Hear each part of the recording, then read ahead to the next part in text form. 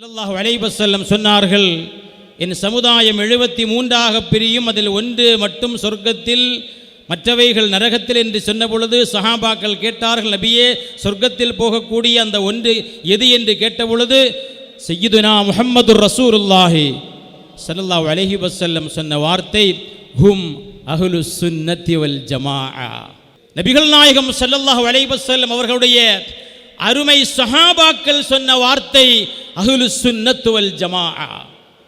இப்னு Abbas ரலியல்லாஹு அன்ஹுமா சூரத்து ஆல இம்ரானுடைய ஒரு ஆயத்திற்கு விளக்கம் சொல்லுகின்ற பொழுது, நாளை சிலருடைய முகம் பிரகாசிக்கும் என்று அல்லாஹுடைய ஆயத்திற்கு விளக்கம் சொல்லுகின்ற பொழுது, பிரகாசிக்கக்கூடிய முகத்தை உடையவர்கள் ஹும் அஹ்லுஸ் சுன்னத்தி வல் ஜமாஅ, அவர்கள் அஹ்லுஸ் சுன்னத்து வல் ஜமாஅத்தை சார்ந்தவர்கள்.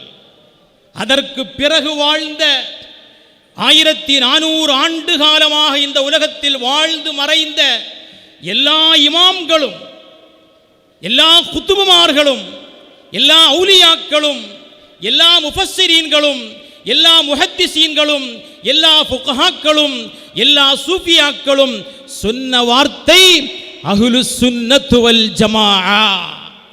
எனவே அந்த வாழ்ந்து காட்டிய மார்க்கத்தை தான் இன்று நமக்கு நம்முடைய சுல்தானுல் உலமா அவர்களுடைய வாயிலும் நமக்கு கேட்க முடியக்கூடிய வார்த்தை அஹ்லுஸ் சுன்னத்து வல் ஜமாஅ.